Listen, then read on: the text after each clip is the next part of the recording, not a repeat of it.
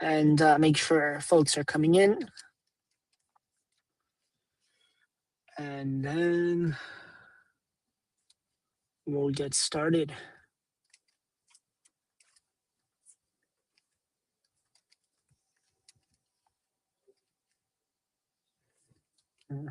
I'm refreshing the page multiple times. I don't know if anyone's watching this right now, but it doesn't seem like LinkedIn has caught it yet. Yeah, it looks like it might still be uploading. Seeing something about uploading, maybe. Okay.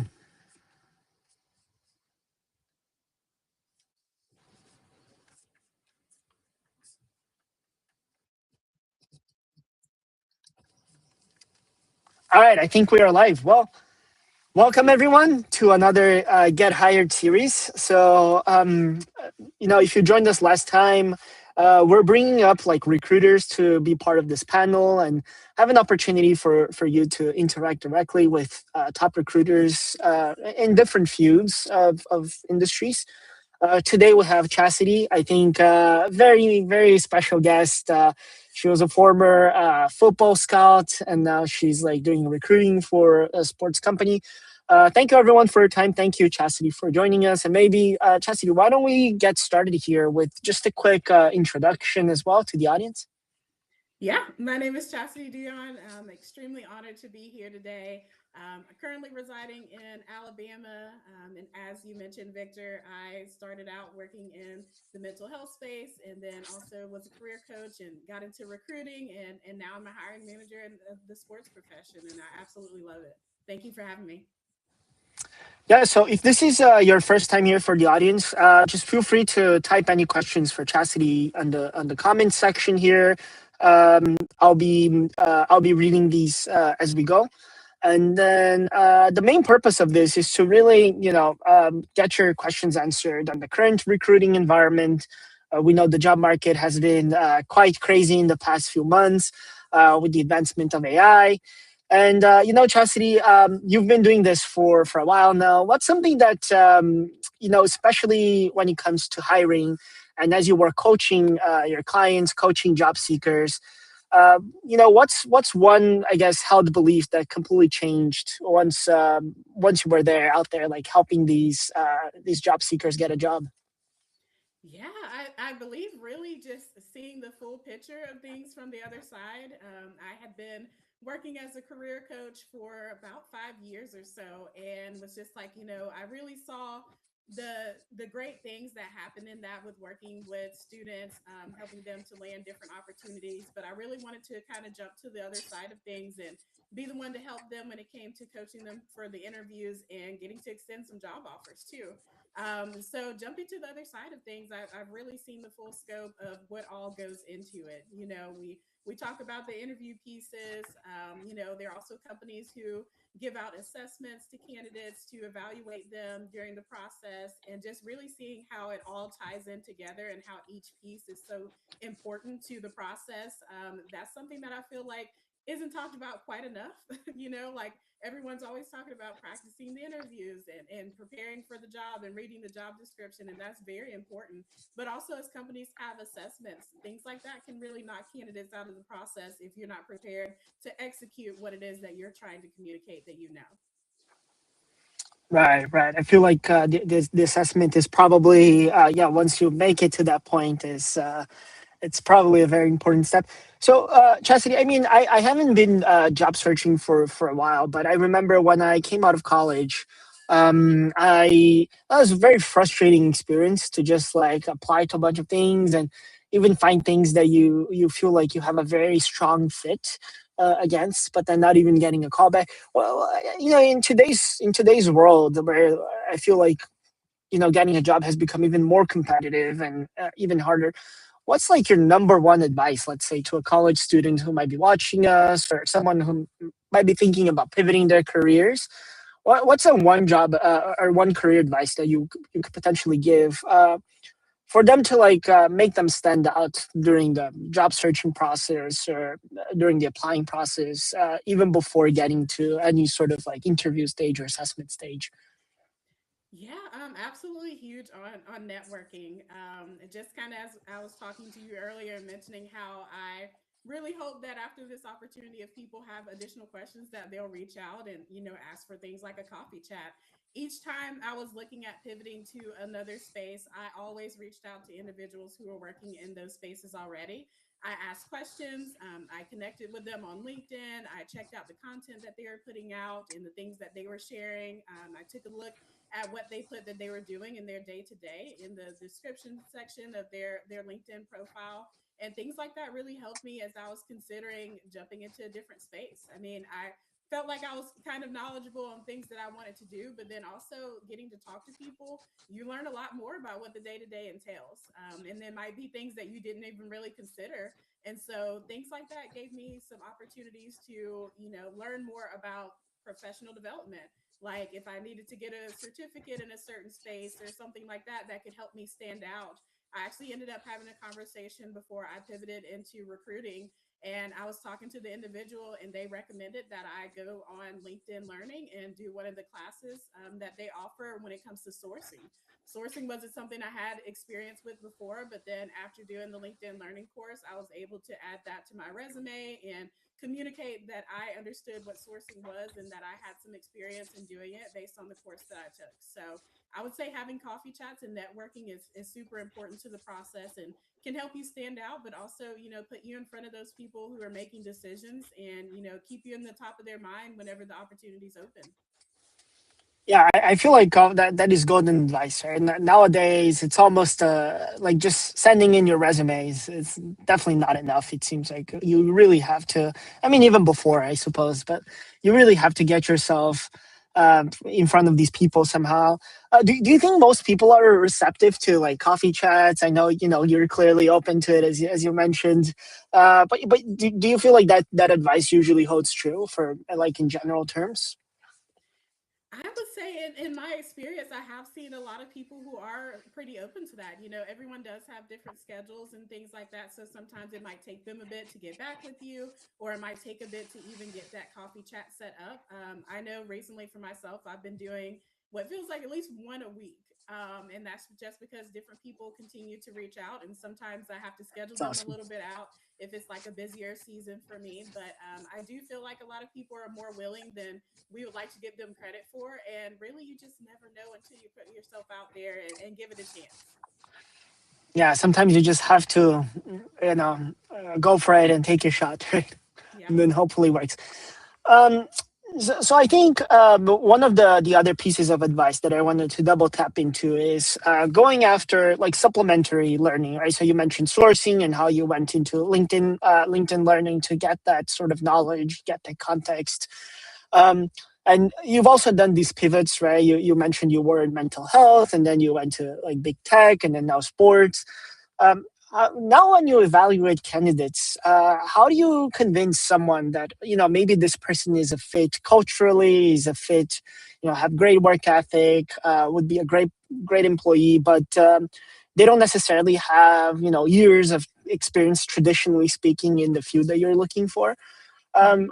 How do you deal with those type of candidates? What advice do you have for those type of candidates? And if you are very certain about one candidate that doesn't necessarily strictly meet the requirements, how do you convince I guess other stakeholders in the company to sort of take a chance on someone like that?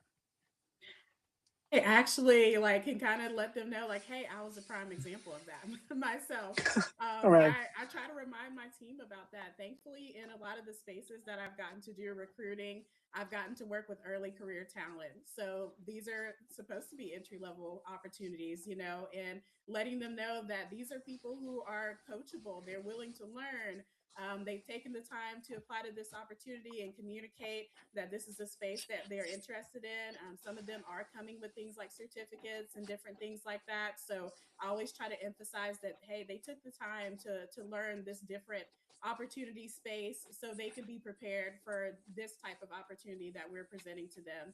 And even with myself, I had zero experience working in sports. I'm a passionate fan. I know what I'm looking at whenever I'm watching games and things like that. So with our company, we do give a football assessment that I took. and scored really well on that. And so I was able to use that to my advantage to let them know, like, hey, I'm not just a fan. I actually know what I'm looking at. I know what I'm talking about. And that really helped me when it came to the recruiting process. And so I do love that we have assessments and things like that in place. So candidates get the chance to execute and show me the knowledge that you're telling me that you have. And so when it comes to instances like that, I'm able to talk to my team and let them know, like, hey, this is an individual who might have been right on the cusp of what we were looking for, but this is someone who is already showing that they're trying to grow themselves in this space. And they've been able to showcase that with the things that they're learning and being able to communicate that during the interview process. I love that because I think, as you mentioned, the assessment is the part where you really execute and you really show that you have those hard skills, right, and the knowledge. By the way, I would definitely fail on the football assessment. Like I understand absolutely nothing of football, but only like soccer, I suppose, but not definitely not football. But like looking at double tapping into what you just said, and also like going through all these years of recruiting, especially nowadays with like we are in the age of AI, right? A lot of things can be accomplished by you can learn things so quickly nowadays, right? It's like the speed of information is kind of crazy, even and overwhelming. What are the most important traits, I suppose, that you look for, right? Is it in a world where obviously, like, given that the candidate can pass the assessment and can execute and can show the hard skills, but hard skills aside, like, what are some of the most important skills or soft skills or traits, attributes that you look for in an ideal candidate? And I think you already mentioned a couple, right? Like willingness to learn, coachability, but yeah, maybe let's just double tap into that because I think we live in unprecedented times in the hard skills land. Yeah, definitely in the space that I'm working in, attention to detail. We're working with data. So it's important to not only know what you're looking at, but to be able to execute that and be able to do that in an efficient and quick manner. The companies that we work with, we offer live data. So we have individuals who actually attend games and are collecting information for us. So being able Oh, to wow. input that information quickly is huge for us, and being able to do it accurately is also very much something that we're a strong proponent in. And we even give incentives when it comes to accuracy and things like that. So attention to detail when it comes to sports, I think is really something that we focus in on, because with our data scouts, they're either watching film and getting to tag plays, or they're showing up at games live and we're needing them to capture that information. So I feel like that's a soft skill that sometimes gets talked about, and is mentioned during a lot of job descriptions, but some people don't really know how important that is when it comes to the particular opportunities that they're applying for. And I'm letting you know that it's very important in what we're doing, just in the space of working with data and analytics, because data and analytics is an area that's rising when it comes to sports in general. A lot of coaches are relying on the analytics to let them know about different plays that they should be executing, which plays are often working best, also the success rate of different aspects of the game these days. And so I feel like attention to detail is one that we absolutely try to hone in on. And we need to know that you can execute that and communicate that value during your interview process. Yeah, I feel like that is definitely something that I've seen a couple of times. Right? What's the best way to sort of communicate that value? Right? It's a hard thing to, I feel like, explain. Yeah, well, a lot of our opportunities are in a remote capacity. So even, mentioning having that remote work experience and being able to be disciplined, there are a lot of different things that go into that. Paying attention is a huge part of being able to work from home, and blocking out the distractions that we all could potentially have, because we're in our own comfortable space with things that we could be doing other than what you're tasked to do at that time. And even giving examples maybe of different projects that you've worked on, and things like that can communicate how you've had to execute and showcase the value of attention to detail in different projects that you've worked on with different colleagues, or even projects that you were tasked with yourself. All right, Chastity, thank you so much for these initial answers. I wanted to move on here, shift gears into Oh wow, I see we have a couple of questions coming in. Yeah, if you have any questions for Chastity, please drop in. We'll open the Q&A in the last 10 minutes or so, and then we can go over these questions. But I wanted to shift gears into LinkedIn, right? A lot of what we do at Saywise is to help candidates, to help people create content for LinkedIn. And obviously, like you have a very strong presence there, like over 70,000 followers. You even have sort of like a brand, right? The Chatty Recruiter. Yeah. And can you sort of maybe just explain to the audience here what's your strategy with LinkedIn? What do you see LinkedIn as? Not trying to do product marketing here for LinkedIn, but just explain to the audience like what's your strategy there and what do you hope to accomplish, right? With building the following and keep growing that following. Yeah, I mean, there are, tons of influencers out there, and I really don't like to consider myself an influencer when it comes to LinkedIn. My immediate response to something like this is when people ask me about why I do it, is because I want to make an impact. I'd rather be a person who makes an impact than someone who's just an influencer.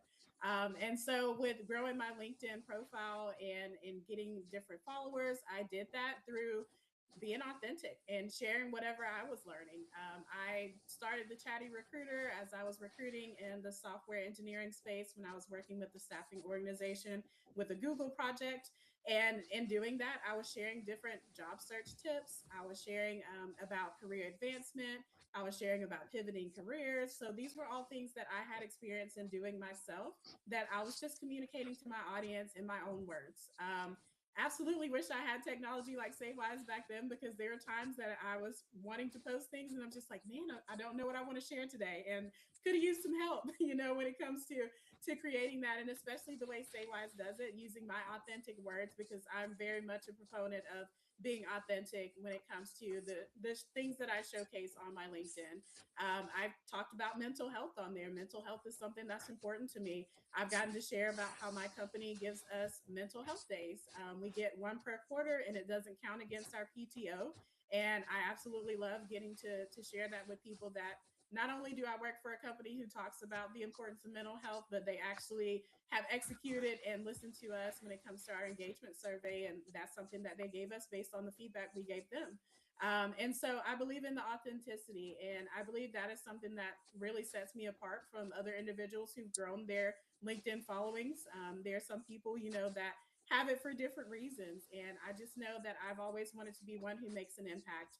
And as I mentioned, doing coffee chats is something that I love doing. So I have individuals who reach out to me, especially here lately. I've had a lot of ladies who've been talking about breaking into sports, because it is historically a male dominated industry. And I absolutely love that, because I want to see that change. I want to see the versatility. I want to see women knowing that they can work in this space and show up, and that they belong in this space as well, and that they can do anything that they put their mind to when it comes to working in this industry. So I believe that my authenticity is something that has helped to set me apart when it comes to creating my brand on there, and it's something that I hope that I continue to grow. Yeah, it's almost like I feel like you have this very clear mission, right, of helping others, of causing an impact, as you said, and then the brand almost comes naturally from there, right? Like with your voice, with who you are, or just like you know, just opening yourself up, I suppose. On the other side, so I think on the recruiting side, it makes a lot of sense, right? Because you're on that side of the table, and so you know what companies are looking for, how recruiters think, and sort of like giving back is it makes a lot of sense, especially adopting that mission.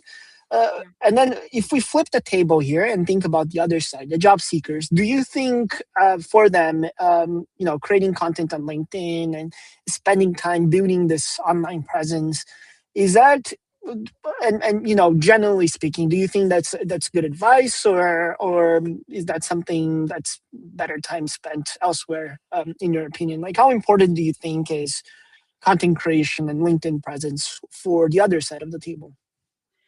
I would say that it's pretty important. As someone who's worked in the recruiting space and has had LinkedIn Recruiter, and that is a way that recruiters are able to see your profile. Seeing individuals who are more active was something that always stuck out to me. I was able to see them having conversations with other individuals and talking about their industry. To me, that helps to build your credibility. And LinkedIn is a place where you can even showcase things that you're doing on the side as far as maybe projects. Whenever I was working with software engineers, they were able to use things like GitHub, and they would be sharing some of the projects that they were working on at the time. And I absolutely love seeing that those candidates were putting themselves out there in that manner.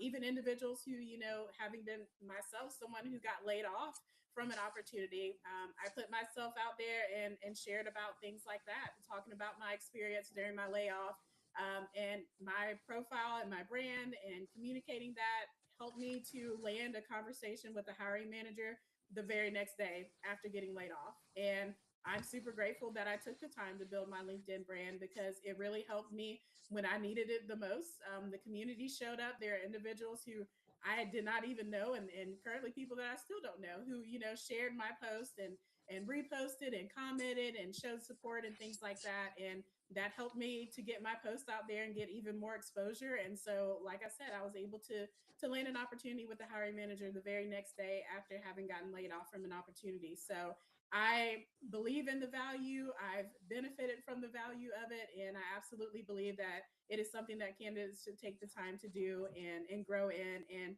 don't be afraid to ask questions of individuals who are already doing things like that. I'm happy to answer questions about different types of content that might be the best to put out there for someone who's looking to transition or who's searching for a new opportunity. Most of us are pretty open to having some discussions like that as well. Right, right. Okay. Chastity, thank you for that. I will go down the Q&A list. It seems like some folks were having issues like hearing you. I hope it Uh-oh. has improved. I can hear you like perfectly, but maybe like from Riverside to LinkedIn, there's some of the audio is cutting out. But Mm. yeah, we have a question here from Thomas. So on that vein of like the importance of LinkedIn, right? What would make a candidate's LinkedIn stand out to you? Like, what are you looking for, and what is something that would you like? Okay, this candidate, this profile is setting it apart from the rest. Yeah, as I mentioned before, I think activity on LinkedIn is something that is important, and you can showcase that by commenting on posts, by liking posts, by sharing content related to the industry that you're in. There are always articles that are being shared about different spaces. There are tons of articles circulating now about AI and how that's helping in different spaces. So if that's something that you're looking to get into, you can take time on LinkedIn to try to look up some of those articles and get to share them along with your own words, and what you think about the article that you've taken the time to read. And also, there are sometimes that individuals who are working in recruiting, the recruiters are looking for specific keywords. So when I was working with software engineers, there were certain coding languages that were vital for the candidate to know. So being able to showcase the different coding languages that they were used to using or that they had experience using was something that I looked for on their profile. And that's why it's important to you that as you're doing different opportunities and learning new things to update your LinkedIn profile, because it might be the difference between you getting looked at by a recruiter for what you know and what you have on your profile than what you don't. I have individuals now who are, coaches and things like that on the side, and in their spare time, they might help coach Little League. And for me, I'm letting them know, like, hey, if you put that on your LinkedIn profile and on your resume when you're applying for opportunities with us, that helps us to see that you have some experience in this space. And sometimes people don't really think about things like that when it comes to updating their profile or having things like that on their resume, but it can absolutely be beneficial to you in the long run. So I would say being able to communicate the things that you're learning and sharing opportunities on your LinkedIn profile can help you to stand out. Okay, yeah, I think almost treating LinkedIn there as a potential learning diary of some sort Yeah. seems like a good tip. Shifting gears again here to another question. How important is it for a candidate to be AI literate at this point in time?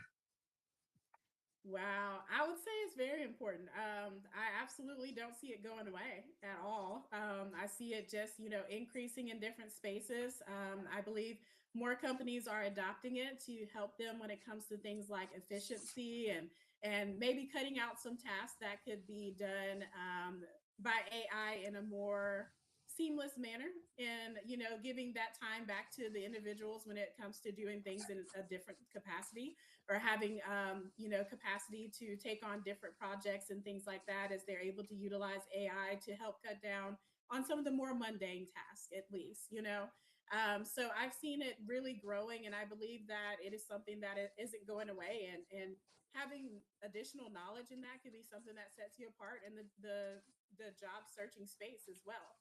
Being able to communicate that you're learning and you're growing in a space that is also growing at this time, I think could really help to set you apart as you communicate that to recruiters and let them know that you've gotten to take the time to try out different AI technologies and different ways to utilize it in your day to day. And they're able to see that and see how you might can even influence their team to be able to cut out some tasks and save some time that can help them put it in a different space where they're wanting to focus in. My team right now, we actually have a Google chat group where we're all sharing different articles that we've seen and different things when it comes to AI. And I've even learned some things. I've learned about AI building whole websites and things like that. And my team has been sharing things as we've been seeing it, and we are all getting to talk about it. And we're seeing if things are some aspects that we would like to incorporate in what we do. So I believe that it can really help you when it comes to connecting with other people and just getting to talk about what's going on with AI. But it can also help you when it comes to distinguishing yourself in the job space that we're in right now with the market. And being able to know something like that can really help to set you apart. Right. I feel like it's like it's one of those tools nowadays that you really need to figure out how to learn, right, and how to apply to your day to day. Yeah. Um, we have another question here. Do you consider presence in other social platforms as well when it comes to recruiting or even like for a job seeker besides LinkedIn? I would say in the space that I'm in, I don't actually like. I do feel like a lot of those platforms are a bit more personal. And so, in what I've experienced, that isn't something that we necessarily take a look at. LinkedIn is kind of our source of truth and the resume. I do know that there are some spaces where, as I mentioned, like with software engineers, like GitHub is something that can be checked. Individuals sometimes do share that they have their own websites, or in the sports space, there are a lot of individuals who communicate and share content. So if they do share something like that on their resume, we are able to take a look at something like that. I wouldn't say it's something that I go searching out for candidates, but if they communicate that, like I'm an influencer and I share about data and analytics in my day to day, and then we go check it out and we get to kind of see some of that content, and it can help to set you apart. But I would say, as most recruiters, LinkedIn is typically the site that we're looking at, as opposed to other spaces where social media is used. Right, right. Yeah, I feel like that's the go-to platform, right, for Yeah. recruiting. All right, so we have one last question, and I think this is more logistically related here. Shakura is asking, how can they reach out to you to get you on a coffee chat? Yes, that was the goal today. I love that. So you can connect with me on LinkedIn. You can look me up, Chastity Douyon. Last name is spelled Douyon. And you can reach out and just let me know that you tuned in today and that you would like to have a discussion. I do typically like to know, what it is that you're wanting to talk about. So if you're wanting to talk about sports, or if you wanted to talk about career transitioning, then you can just let me know in a simple message. But typically, doing things like this, I always have a lot of people who like to connect, and I'm more than happy to do coffee chats and get to talk to you and get to hear about your experience as well. I believe in making authentic connections, and one of the best ways to do that is by actually talking to people, and not just in the comment section, but actually having discussions like this and getting to learn more about them and to get to share different knowledge. And you never know how it could lead to your next opportunity. All right. So with that in mind, guys, just please reach out to Chastity. I think she would have a blast talking to you. And thank you so much for everyone for tuning in. Thank you, Chastity, for your time and for sharing some of your knowledge, some of your insights for these questions. What happens next is we'll also share this recording will be available on LinkedIn. People can come and watch. but we'll also like make shorter clips so people can quickly watch these as well if they want to. But yeah, thank you everyone for tuning in. Thank you, Chastity, for your time. And yeah, I hope everyone has a good day. Thanks so much for